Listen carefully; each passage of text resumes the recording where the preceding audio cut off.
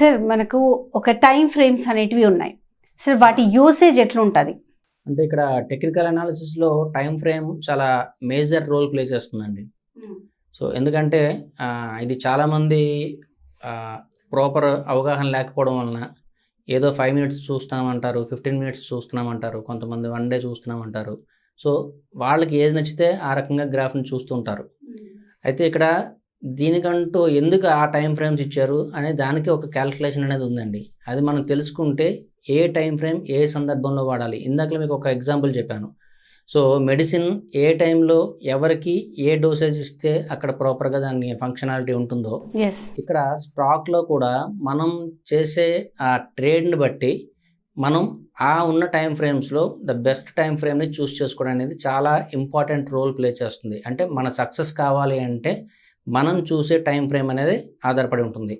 అయితే ఇక్కడ మనకి ప్రతి చార్ట్స్లో కూడా టైం ఫ్రేమ్స్ ఏ రకంగా ఉంటాయి అంటే 1 minute టైం ఫ్రేమ్ ఉంటుంది, 5 minutes టైం ఫ్రేమ్ ఉంటుంది, అలాగే 15 minutes, half an hour, 1 hour, 4 hours, as well daily time frame and weekly and monthly.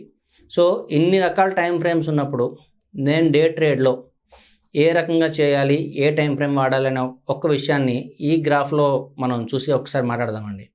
So ఇక్కడ మనకి ముందు టైం ఫ్రేమ్ వాడే ముందు మనం చేసే ఆ జర్నీ ఎంత టైంతో ముడిపడి ఉందనే ముందు ఆలోచించినప్పుడు ఏ టైం క్యాల్కులేషన్ అనేది మనకు తెలుస్తుంది. అంటే చిన్న ఎగ్జాంపుల్ చెప్తానండి. ఇప్పుడు మీరు హైదరాబాద్ నుంచి విశాఖపట్నం మీరు జర్నీ చేయాలనుకుంటున్నారు. సో మీ జర్నీలోని మీరు పర్టికులర్లీ బస్సులో జర్నీ చేయాలనుకుంటున్నప్పుడు ఏ బస్సులో మీరు ప్రయాణం చేస్తారు? మామూలుగా ఏదైతే ఫాస్టెస్ట్ ఉంటుందో దాన్ని చూస్ చేసుకుంటారు. ఓకే, అంటే ఫాస్టెస్ట్ ఇన్ ద సెన్స్ అన్ని ఫాస్ట్గా వెళ్తున్నాయండి. ఆటో ఫాస్ట్గా వెళ్తుంది, ఆర్డినరీ బస్సు ఫాస్ట్గానే వెళ్తుంది. ఏ బస్సు మీరు చూస్ చేస్తారు? Comfortable. Okay, Volvo. Yes, right. So అంటే మనం ఇక్కడ వాల్వో బస్ కంఫర్టబుల్ కోసం చూస్ చేసుకున్నారు. కానీ అదే జర్నీని మీరు ఒక ఆర్డినరీ బస్సులో రీచ్ అవ్వగలరా, అవ్వలేరా? అవ్వచ్చు, బట్ కంఫర్టబుల్ అనేది ఉండదు. రైట్. సో ఇక్కడ ఆ వాల్వో ఎందుకు తీసుకుంటున్నాము అంటే డెస్టినేషన్ అనేది చాలా లాంగ్ అండి. సో హైదరాబాద్ నుంచి విశాఖపట్నం అనేది లాంగ్ డెస్టినేషన్ అయినప్పుడు నేను కంఫర్ట్గా వెళ్ళగలగాలి అంటే ఇక్కడ వాల్వో బస్ ఎక్కితే ఇక్కడ కూర్చొని మళ్ళీ విశాఖపట్నం వరకు హ్యాపీగా రిలాక్స్గా పడుకొని డెస్టినేషన్ వచ్చిన తర్వాత కూల్గా నేను రీచ్ అవ్వచ్చు. అదే నేను వేరే ట్రాన్స్పోర్టేషన్ మెథడ్ ఫాలో అయితే అంటే ఒక ఎక్స్ప్రెస్ బస్ ఎక్కామనుకుందాం. సో ఇక్కడ నుంచి వరంగల్ వరకు ఒక బస్సు, అక్కడ నుంచి ఇంకొక బస్సు, ఆ రకంగా జర్నీ చేస్తే నేను విశాఖపట్నం రీచ్ అవ్వచ్చు, కానీ చాలా టైర్డ్ అయిపోతాను. అంటే ఇక్కడ అలిసిపోయి నష్టపోయినట్లు లెక్క. అంటే ఇక్కడ జర్నీ మన డిస్టెన్స్ లాంగ్ అయినప్పుడు ఏ రకంగా మనం ఒక బెస్ట్ అంటే లాంగ్ డిస్టెన్స్ ఒక వాల్వో కంఫర్టబుల్ చూస్ చేసుకుంటున్నామో అదే రకంగా ఇక్కడ టైం ఫ్రేమ్స్ కూడా బేస్ అయి ఉంటాయి. ఇప్పుడు ఇదే క్వశ్చన్ కొంచెం అదర్గా ఆలోచిద్దామండి. ఇప్పుడు మీరు హైదరాబాద్ నుంచి ఉప్పల్ వరకే వెళ్ళాలండి. సో ఇప్పుడు మీరు ఏ బస్సు చూస్ చేసుకుంటారు? తక్కువ డిస్టెన్స్ కాబట్టి ఆర్డినరీ అయినా బెటర్ అని చెప్పేసి, డబ్బులు తక్కువ అవుతాయి కాబట్టి ఆర్డినరీ. మరి అక్కడ వాల్వో బస్ అయితే రెడీగా ఉందండి, కంఫర్ట్ అని ఇందాక అన్నారు. సో అది లాంగ్ కాబట్టి కంఫర్టబుల్ అనుకున్నాం. ఓకే, ఇది డబ్బులు ఎందుకు వేస్ట్ చేయాలనేసి. Right, exactly. ఇక్కడ ఏంటవుతుందంటే వాల్వో బస్ మనకి అవైలబుల్ అండ్ కంఫర్ట్, ఏసీ అన్నీ అవైలబుల్ ఉన్నప్పటికీ కూడా వాల్వో బస్ ఎందుకు మనం ఇక్కడ ప్రిఫర్ చేయము అంటే వాడు అలో చేస్తాడు, కానీ విశాఖపట్నం వరకు వాట్ ఎవర్ ఫేర్ ఉందో అది పూర్తిగా ఛార్జ్ చేస్తాడు, ఈవెన్ మనం ఉప్పల్ దిగిపోయినప్పటికీ కూడా. అంటే మనం ఉప్పల్కి ఛార్జ్ ఒక 30 rupees అనుకుంటే సో మనం అక్కడ 1000 rupees ఖర్చు పెట్టాల్సి వస్తుంది. అంటే అక్కడ ఆ రకంగా నష్టపోతాను. అంటే ఇక్కడ నా మోడ్ ఆఫ్ ట్రాన్స్పోర్టేషన్ నాకున్న డెస్టినీని బట్టి నేను డిసైడ్ చేసుకోవాలి. అంటే ఇప్పుడు నేను లోకల్ బస్ ఎక్కితే నాకు 30 రూపాయలతో అయిపోతుంది, నా డెస్టినేషన్ రీచ్ అయిపోతాను. దానికి అంత కంఫర్ట్ అక్కర్లేదు, ఎందుకంటే హాఫ్ అన్ అవర్లో నేను రీచ్ అవుతాను.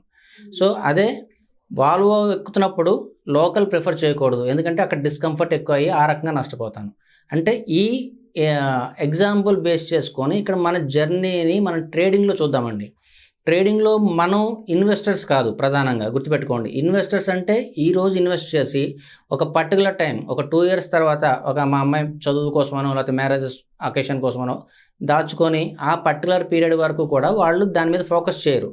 అంటే అది లాంగ్ టర్మ్ ఇన్వెస్ట్మెంట్ అంటాం.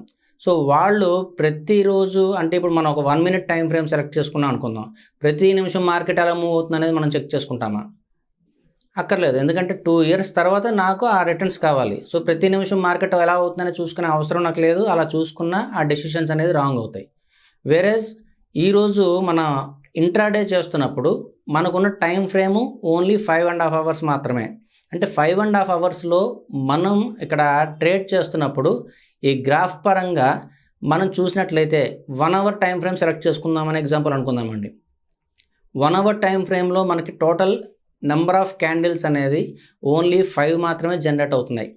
అంటే 5 క్యాండిల్స్ చూసి ఆ మార్కెట్ ఇవాళ డైరెక్షన్ని డిసైడ్ చేయడానికి పాసిబుల్ ఉంటుందా అంటే ఉండే ఛాన్స్ లేదు. అంటే నా డెసిషన్ అనేది రాంగ్ అయ్యే అవకాశమే ఎక్కువ ఉంటుంది. అంటే అక్కడ 1 hour అనేది మనం చూస్ చేసుకోకూడదు. వేరేజ్ హాఫ్ అన్ అవర్కి వద్దామండి. హాఫ్ అన్ అవర్ టైం ఫ్రేమ్లో మీకు టోటల్ ఈ 6 hours కాన్సెప్ట్లో మీకు 12 bars అనేది జనరేట్ అవుతాయి. ఈ 12 bars తాలూకా మూమెంట్లో అంటే మనం 12 bars కంప్లీట్ అయ్యే లోపల డే అయిపోయింది. అంటే ఓన్లీ 3-4 bars తర్వాత నేను డెసిషన్ తీసుకోవాలి అంటే 3 bars తాలూకా డైరెక్షన్ చూసి మార్కెట్ అప్ సైడ్ వెళ్తుందా డౌన్ సైడ్ వెళ్తుందా అనేది నేను డిసైడ్ చేసే అవకాశం అయితే లేదు. అలా నా అనలైజేషన్ ఉంటే మాత్రం అందులో ఫెయిల్యూర్ రేటే ఎక్కువ ఉంటుంది. అంటే అక్కడ హాఫ్ అన్ అవర్ కూడా మనం చూస్ చేసుకోకూడదు. వేరేజ్ 5 minutesకి వచ్చామనుకుందామండి. అంటే ఒక 1 hourకి ఇక్కడ అరౌండ్ ఒక 12 bars అనేది జనరేట్ అవుతాయి. టోటల్ 6 hours అరౌండ్ 72 bars అనేది జనరేట్ అవ్వడం వలన గ్రాఫ్లో కొంత క్లారిటీ కనిపిస్తుంది మీకు. అంటే ఈ మూమెంట్ లాస్ట్ 1 hourలో ఎంతవరకు మూవ్ అయింది, నెక్స్ట్ ఏ రకంగా ఉండబోతుంది అనేది కొంత మీకు ఐడియా అనేది అక్కడ పాసిబిలిటీ ఎక్కువ ఉంటుంది. అయితే 5 minutes చార్ట్ చూసి మీరు చేసే ప్రిడిక్షన్లో కూడా సక్సెస్ రేటు హ్యూజ్ అనేది ఉండదండి, కొంతవరకు అయితే ఉంటుంది. బట్ వేరేజ్ 1 minute టైం ఫ్రేమ్కి వస్తే 1 గంటకి 60 క్యాండిల్స్ అనేది ఫామ్ అవుతాయి.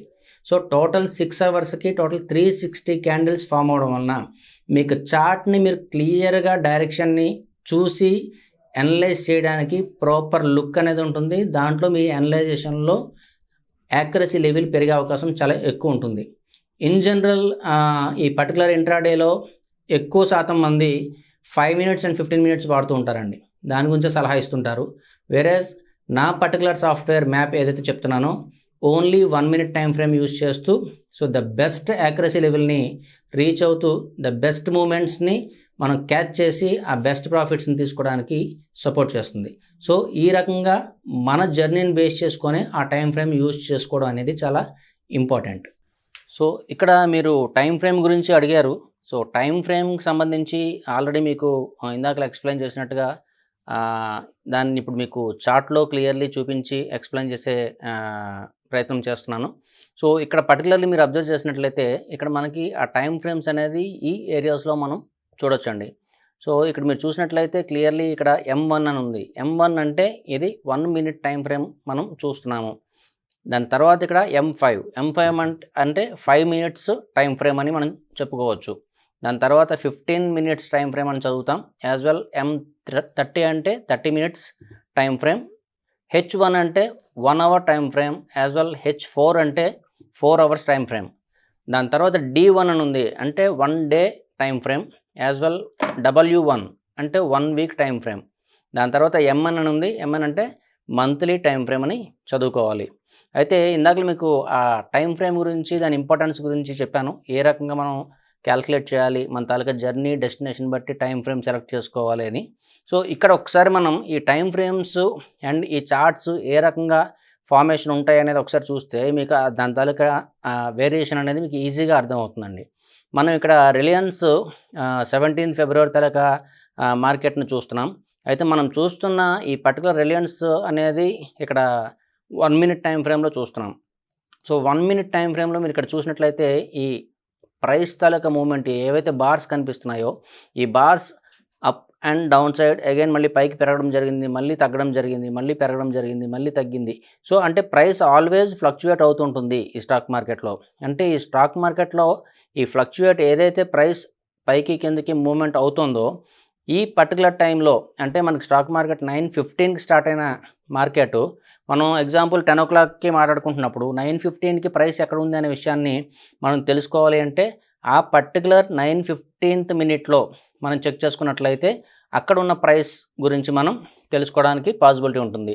అంటే ఇప్పుడు మనం 1 minute టైం ఫ్రేమ్ చూస్తున్నప్పుడు ఈ పర్టికులర్ ఏ బార్ ఏదైతే ఉందో ఈ బార్ని 9:15th minuteగా చదువుతాము. వేరే దాని నెక్స్ట్ బార్కి వచ్చేసరికి ఇది 9/16th మినిట్ అవుతుందండి. అంటే నెక్స్ట్ మినిట్ ఎప్పుడైతే ఫామ్ అయిందో కొత్తగా ఒక బార్ జనరేట్ అవుతుంది. అంటే ఎవ్రీ మినిట్కి ఒక న్యూ బార్ జనరేట్ అవుతూ ఆ పర్టికులర్ మినిట్లో ఆ ప్రైస్ తాలూకా మూమెంట్ ఎక్కడ ఓపెన్ అయింది అండ్ ఎంతవరకు పైకి వెళ్ళింది దాని హై అంటాం, ఎక్కడ వరకు కిందకి వెళ్ళింది దాని లో అంటాం, ఎక్కడ క్లోజ్ అయింది. అంటే ఆ ప్రతి బార్కి కూడా ఓపెన్, హై, లో అండ్ క్లోజ్ అనే వాల్యూస్ ఉంటాయి.